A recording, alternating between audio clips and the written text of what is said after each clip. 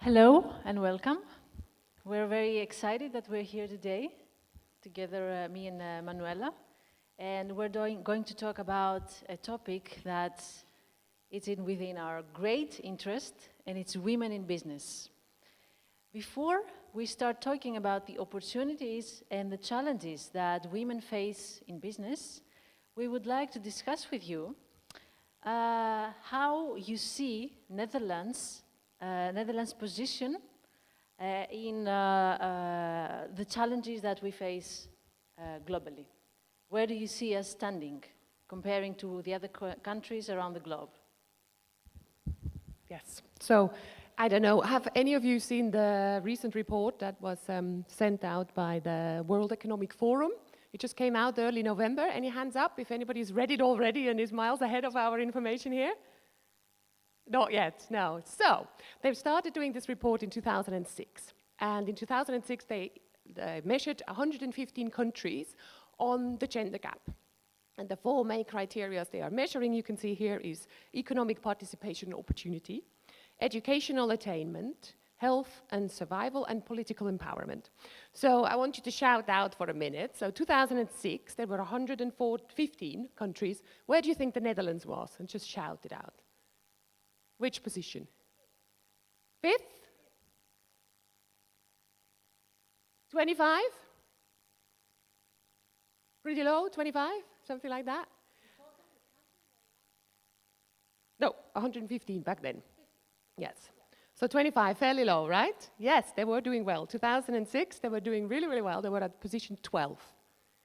So great news for the Netherlands. Now they've just released it again, like we said. And in 2017, they've interviewed 144 this time. Where do you think we are? Shout it out again.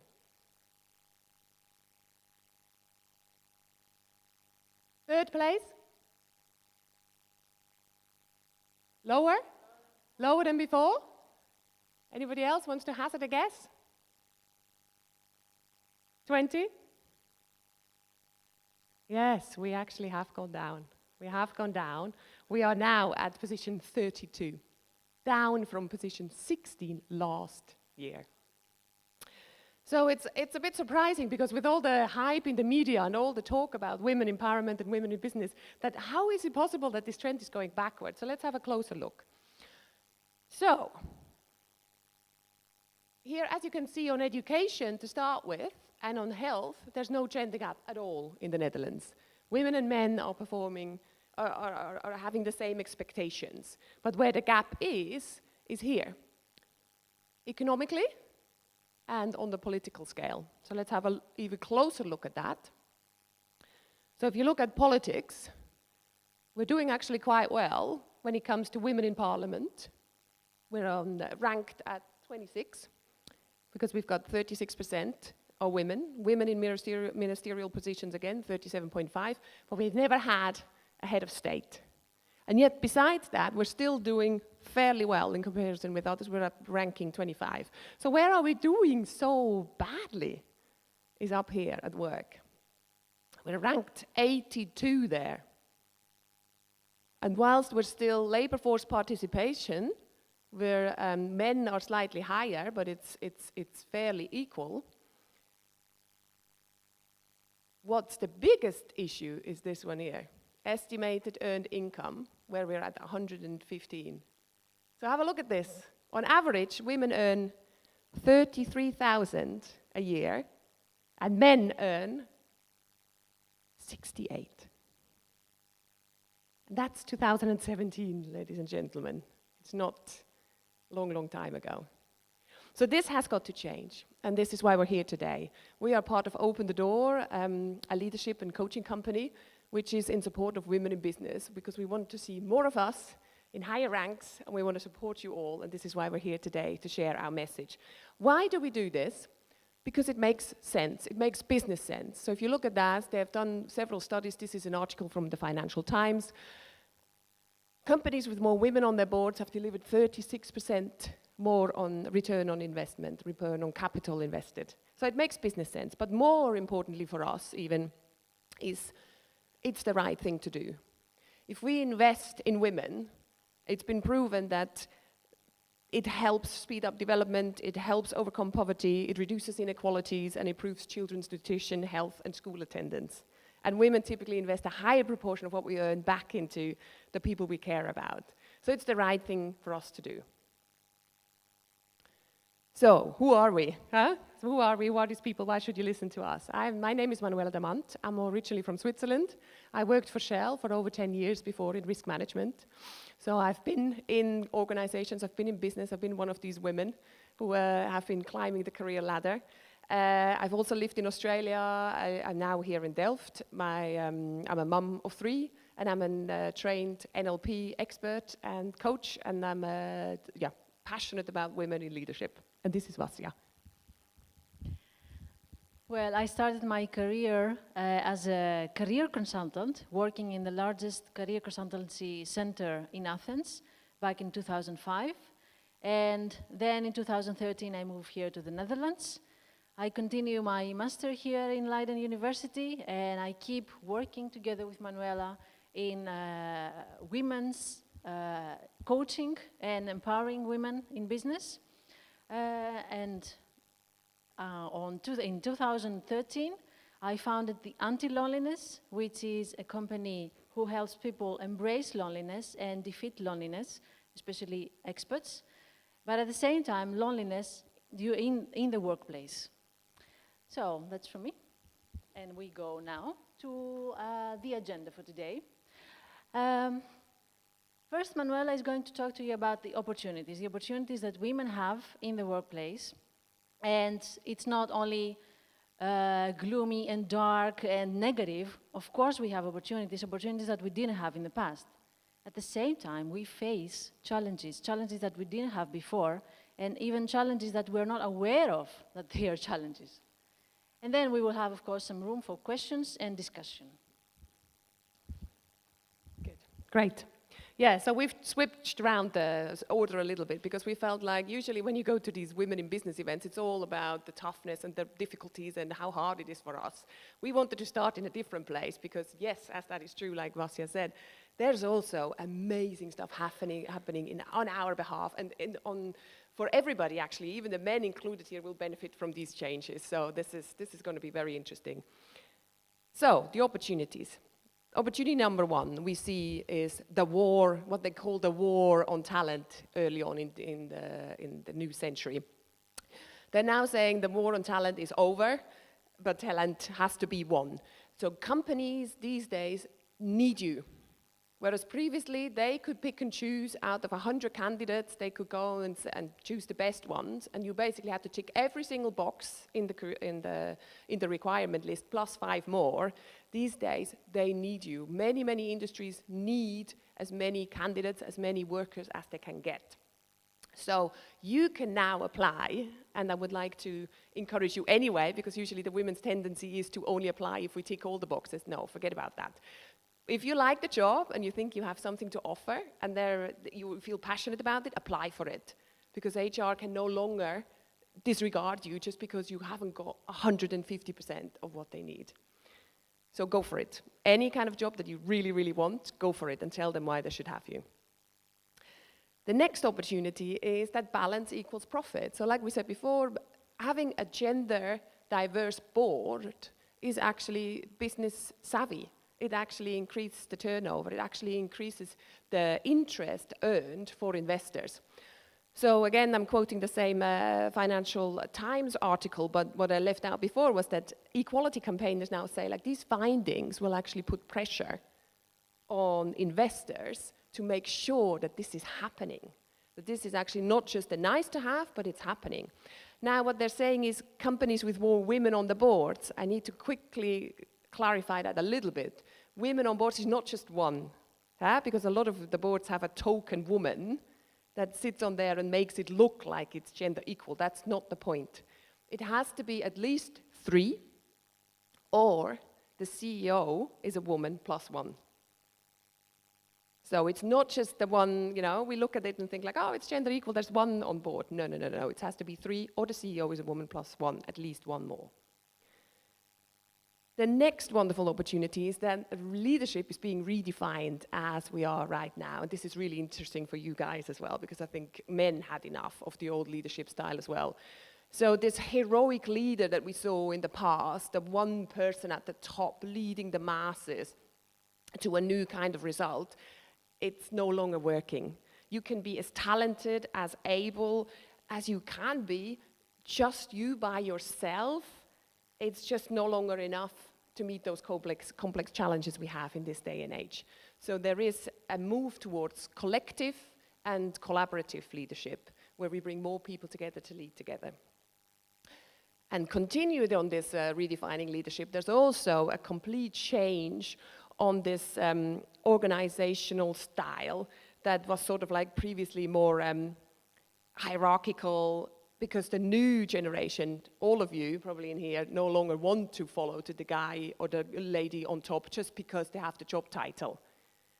You've now grown up to believe that you're part of this. You want to contribute. You want to be involved.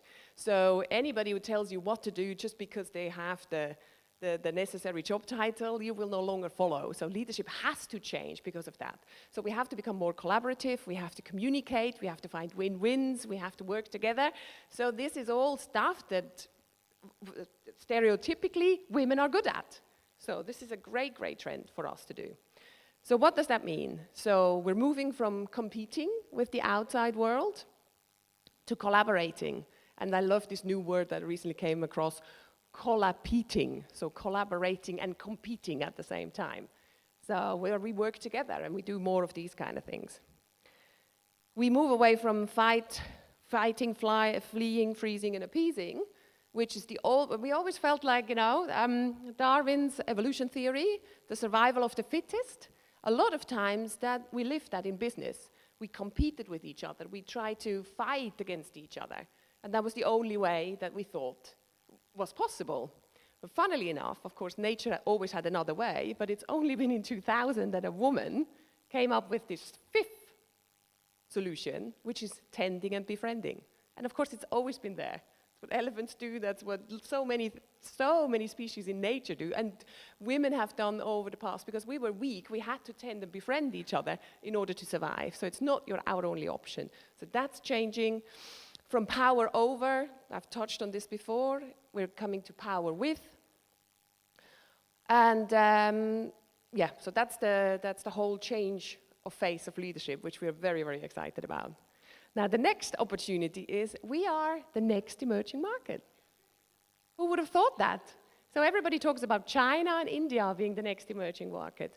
Actually, if you take all our possible spending and our possible influence in business as consumer, as employers, as company owners, we are the next emerging market. And we're going to have a huge impact. So companies out there will have to pay attention what women want, because we'll be the ones who will be buying. We'll be the ones who have the businesses. We'll be the ones together with the men that can create something. So we are the next emerging market. And related to this, in 2028, Ernst & Young predicts that women will control close to 70% of discretionary spending worldwide.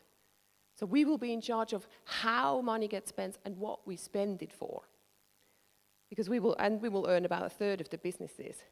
Which brings me to the last opportunity and the last trend that I'm very, very excited about. So imagine one day we're going to own the majority of where money is spent.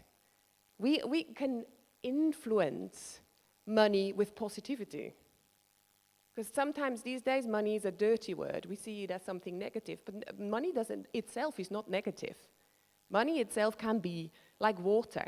You give it to a plant to let it grow. So if you use money in a way that is in line with your value, you can choose to buy the eco-friendly dishwasher tablets, just to have an example. You can choose to shift your money from a bank that is currently investing in the weapon industry to a bank who does no longer do that. You can choose to buy clothes from a manufacturer where they don't have child work. So can you see how influential we can be if we start using money and giving it into the right kind of sources? So these are, as you can see, I'm very excited about this. I think we have lots of wonderful, wonderful things going in our favor that will help us going forward. But of course, with all opportunities, there's also challenges. And this is what Vassia is going to talk about.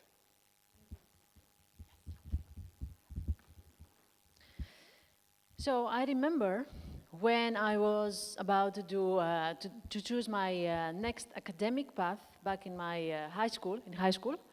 So I was discussing it together with my mom, and I had pretty good grades in all courses. So I was like, shall I go to something practical, something theoretical? I don't know.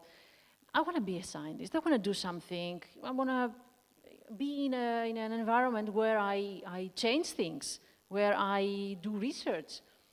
So she was like, are you sure? Is it better if you play it safe, do something more traditional, maybe like a teacher or something like that? And then an abstract, vague question was formed in my mind, like, are we supposed to do things that they're not traditional? Are we supposed to be leaders?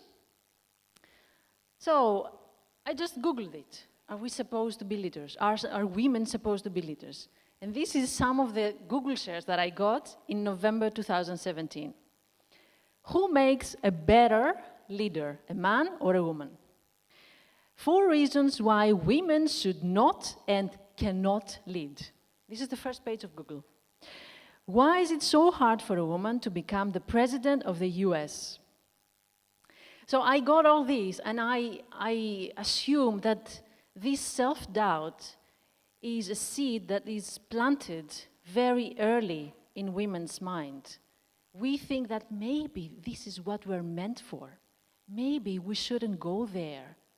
It's not very attractive. It's not us, or maybe we're not good at it. So we're questioning ourselves all the time.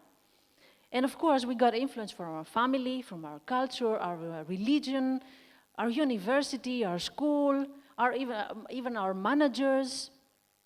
And as we discussed earlier with Manuela, of course there are women in all hierarchy scales in the business world, but what is observed is an early drop in ambition. It's not that women stop working when they are about to get a next promotion. They continue working, but they no longer pursue another position, a higher position. So, if I say, imagine a doctor, if I say, imagine a manager or an engineer, what is the first image that comes to your head? A male or a female? Excuse me? Yeah. But sometimes, yeah? It depends on the culture? Yeah, of course. Yeah. And of course, yeah, indeed. It depends, of course, in the culture, in the country you're living, or the environment that you're growing in. But what is also noticed is that there is this unconscious bias. Most of the times, when we say engineer, we think of a man. Like he is the one that he should be doing this job. And it's automatic. And it reflects all the associations that we get from the culture we grow in. And even there was an experiment in a supposedly objective environment, academic environment, where they were looking for a manager.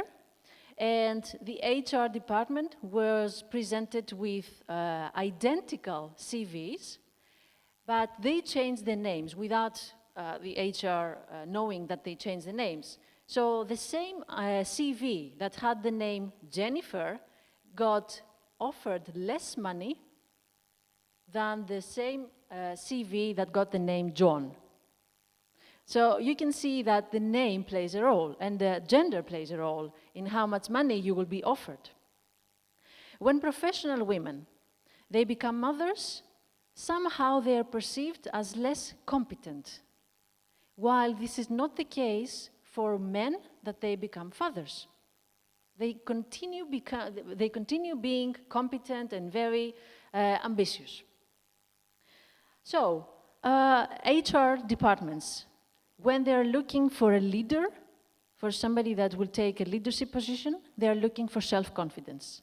They're not looking so much for self-awareness, which is sometimes more of a women's trait. They're looking for quick results. And they're not looking for somebody who can embrace minority views and opinions.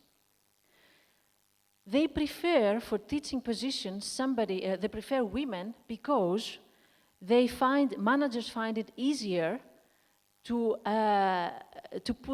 put some more pressure on women because they know that they will comply, and not to men because they know that they will change the rules and they will resist the pressure.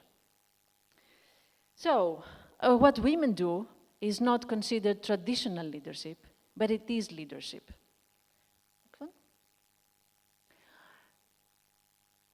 So, as we climb up the corporate ladder, we see that women vanish. As you see at the bottom on the new hires, you can see almost 53% of women. And this number gets less and less. And when we go to the level of CEO, you can see only 3% of women there. And this is a percentage that changes from country to country, but in total, it's a pattern. Maybe the numbers slightly change, but this is a pattern that you can see in every country. Next one. So, we wanted to see what's the difference. And there was a study conducted by Zenger-Folkman, and it was published at Harvard Business Review. Are we more effective? Is it different? What is the difference, actually? So they measured the overall leadership effectiveness in men and women, and they found out that women have slightly more effective leadership style. What makes a difference, actually? This is what raises many questions. Is it the effort? There was a woman, and she said, in order to get the same recognition and the same rewards, I need to do twice as much, never make a mistake, and always demonstrate my competence. Which means I need to struggle twice to be perceived half as good. So they're trying more. Women are putting much more effort to get the same results as men. Also age. It is observed during this study that men and women, they have the same effectiveness in leadership until the age of 40. After this age, men, they're more stable in their effectiveness and in their growth, while women, they continue growing. And why is that? Because women continue to ask for feedback. This is a habit they have. They continue thinking that I can become better. While men, they stop asking for feedback because they think, okay, I'm fine. I've done what I was supposed to do, I'm good who I am, and people like me how I am, and I'm fine. I don't need to try more. While women continue trying and asking for feedback, and they're not afraid to ask. Another thing that makes a difference, and this was a list from the study, what are the leadership competencies? You can see the green boxes are the competencies that female have higher scores than male leaders. So you can see that they take initiative, they display high integrity, they drive for results, they develop themselves, they develop others, they inspire, they motivate, they build relationships. And the two black boxes are where men have higher scores than women. So, it's only two, but these two can actually make the difference. First of all, it's a technical and professional expertise, and secondly, strategic perspective. Aha, what's this? Susan Colantuo, CEO of Leading Women. She was the first one that she was talking about the missing 33%. She was interviewing a lot of women in leadership position, and she was talking to a lady called Tonya, and she was the vice president of a big company. So this woman, Tonya, she said, I've worked really hard to improve my skills. I've taken every management course that there is out there. My 360 evaluations were terrific. My team loves working with me. And still, I get passed over twice for advancement opportunities, even though my manager knew that I really wanted that and I was heading there. Why? Why is this happening? Why am I missing something? And I don't understand why. So what Tonya is not understanding is that she is missing this 33%. Much of the advice that we get for advancement is these two small boxes that you see, the purple and the turquoise on the left side. So the purple is how to improve yourself and how to become more assertive and how to set some goals and to work on your personal brand, while the turquoise box is about how to bring others along, to promote yourself, to negotiate, to learn communication skills, to get a mentor and network. So we get a lot of advice about these two boxes. But this is not enough, because there's another box, the missing 33%, which nobody's talking about. And why is that? If you ask all the managers, they will say, yeah, that's given. You're supposed to know that. How come you didn't know? How come you haven't heard about that? This green... Yeah. You have any idea?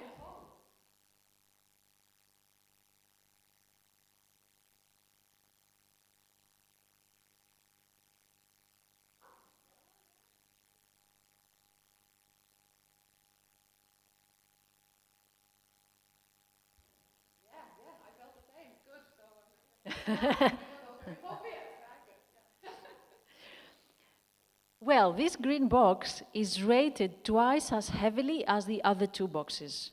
So you can understand the significance of this box. And this box is what we call the financial, the business, and strategic acumen. It's all the information we need to know in order to build the strategy of the company that we're working in. Who knows about where the organization is going? Who knows about the finances of the organization? Who knows the story behind the finances of the organization? Who knows what risk and opportunities are there for the organization?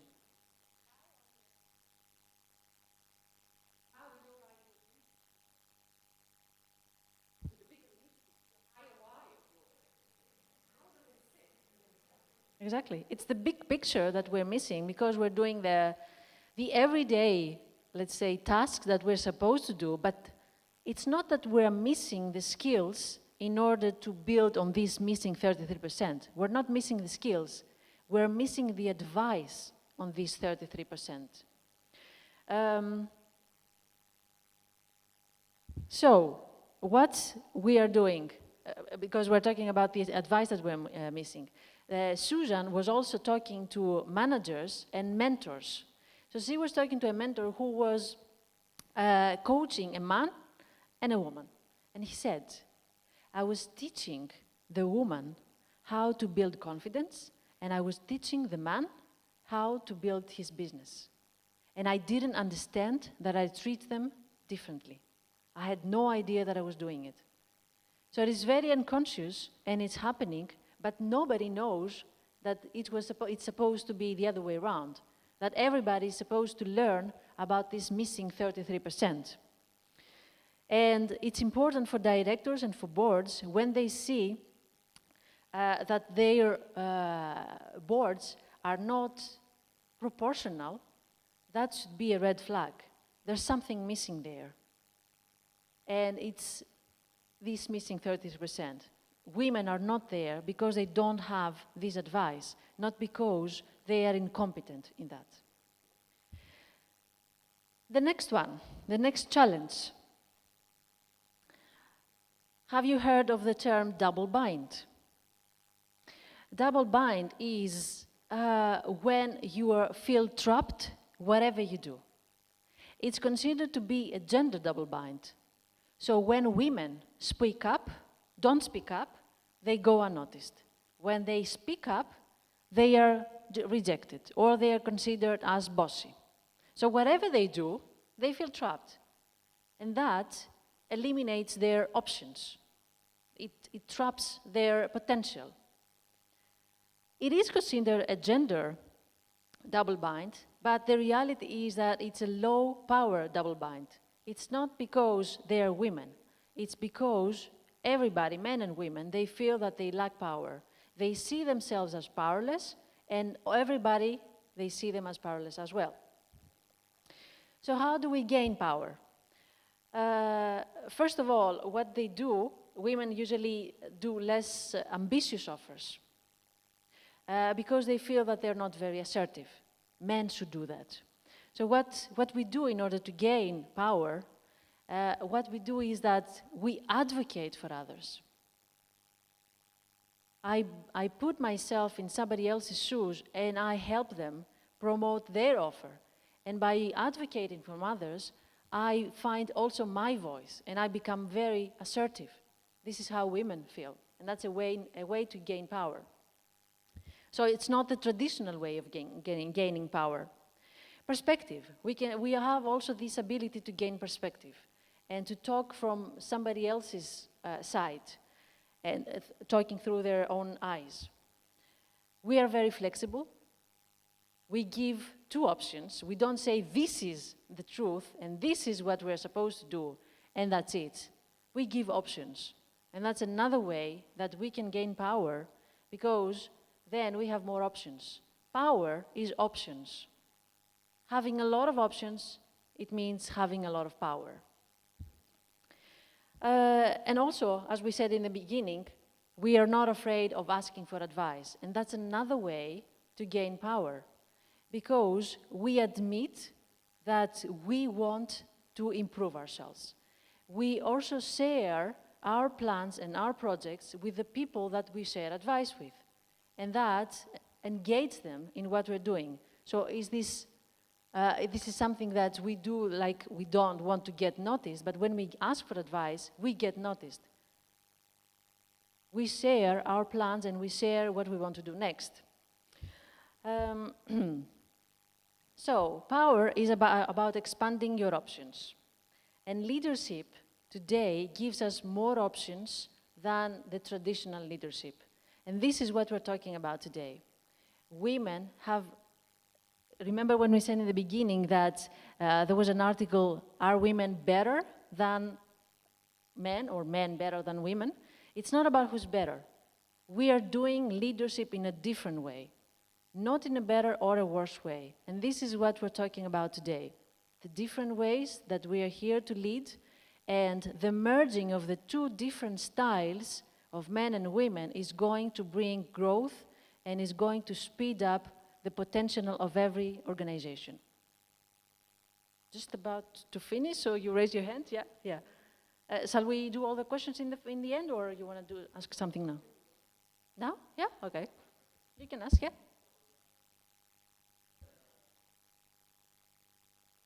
Yeah. Yeah, or worse. There's no comparison, yeah. By the results?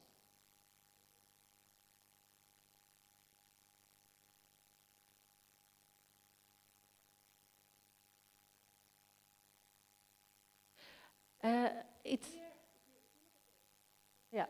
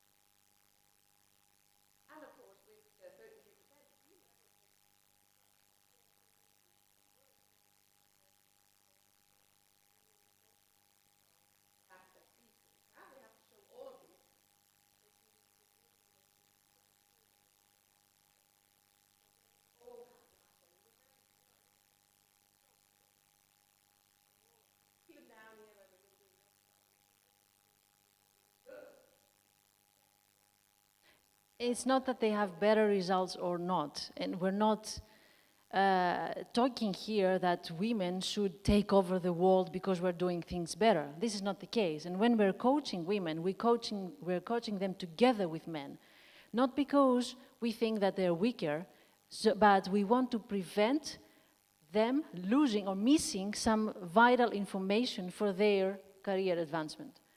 This missing 33%. Or that we can merge all these competence. Why should we have half of them in every project? We can have all of them. We can have men and women together. We don't need to have only men, or we don't need to have only women. Both of them, they can do miracles. But what we're talking today is that let's make sure that we don't exclude women. Yep. No, of course, yeah.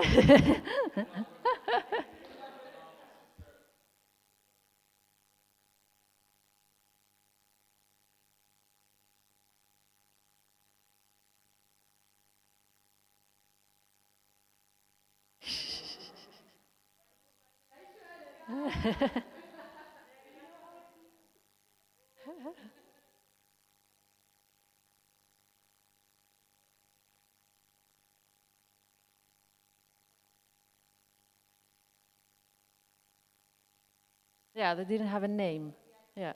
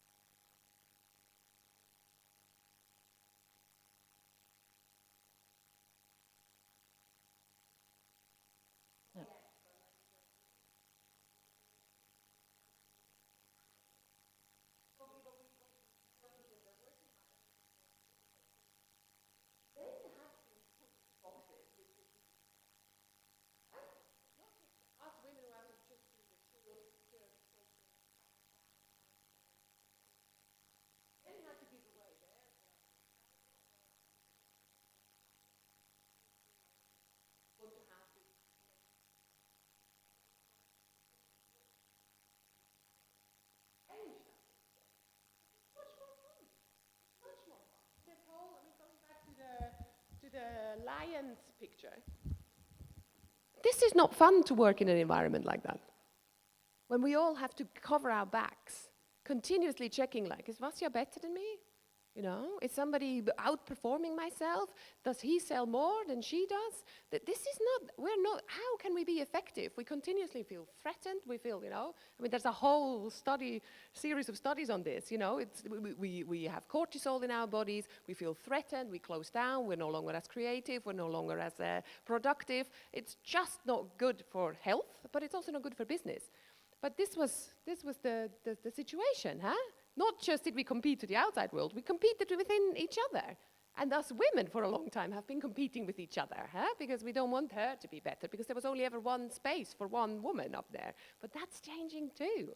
This is the future, huh? Where we work together, where we can feel safe at work. When we feel safe at work, we can be creative, we can raise our ideas, we can come up with inventions and solutions that otherwise would not even be possible. So, and that's going to benefit, again, that's going to benefit men and women. And I think men will just as much enjoy that kind of environment. Yes. Yes. Yes. Well, I'm going to say this here now boldly, right? I'm going to say this here now boldly because Vassia and me went to the Erasmus Summit on business as a force for positive change a couple of months ago. And there they were talking about exactly that, right? Is, this notion of I'm on Wall Street, you go in for a kill, you have to make profit, you have to get as much return on investment in as whatsoever. And there was one person who gave a speech there.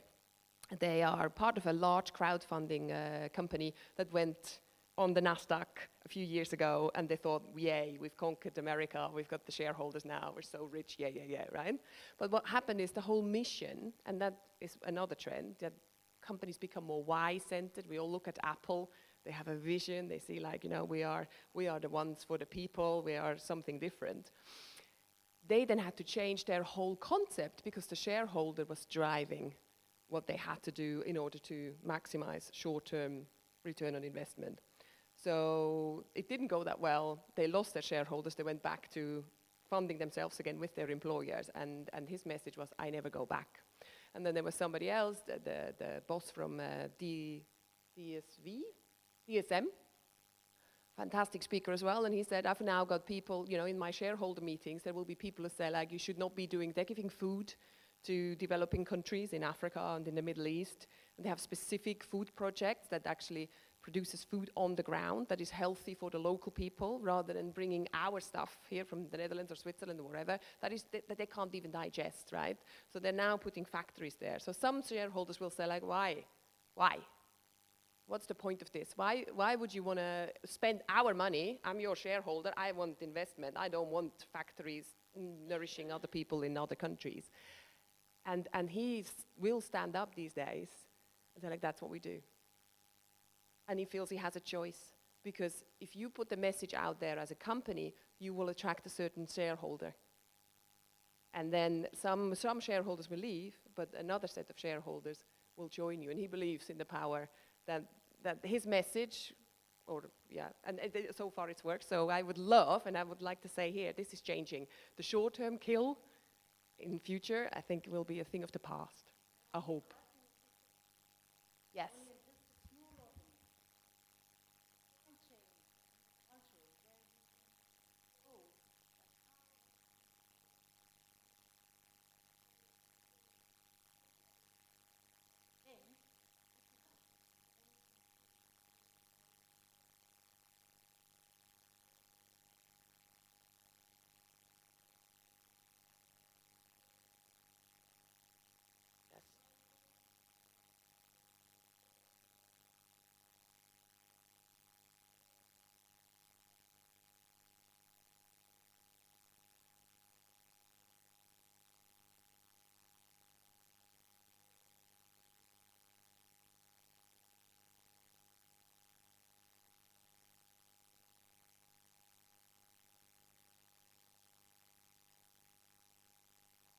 Yeah, and I think it was, you know, but I can't remember his name from DSV.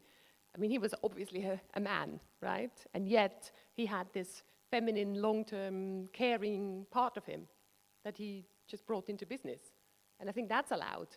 The more we are allowing this and seeing it as powerful and as beneficial and as wonderful this strength is, men are allowed to bring that in as well, and it's being applauded. It's no longer the short-term kill, it's the long-term vision, how can we benefit? And like you said, yes, if the more women stereotypically care for, not just for themselves, but for their environment and ultimately the planet. So that it has a ripple effect that is bigger.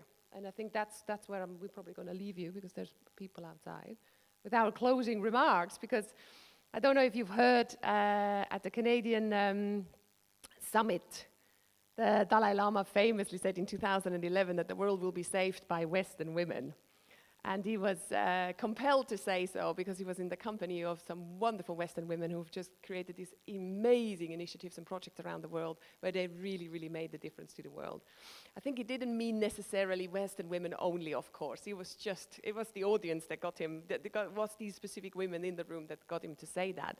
But what I want to say, and I hope you've learned today, and what our key message is we've never had it better than now. There are so many forces working in our favor. Men had enough of the old leadership styles. They want to work together with us. We can transform this together, and we can, like the Dalai Lama said, we can save the world. So thank you very much for being here today. Thank you. And if you have any questions, we can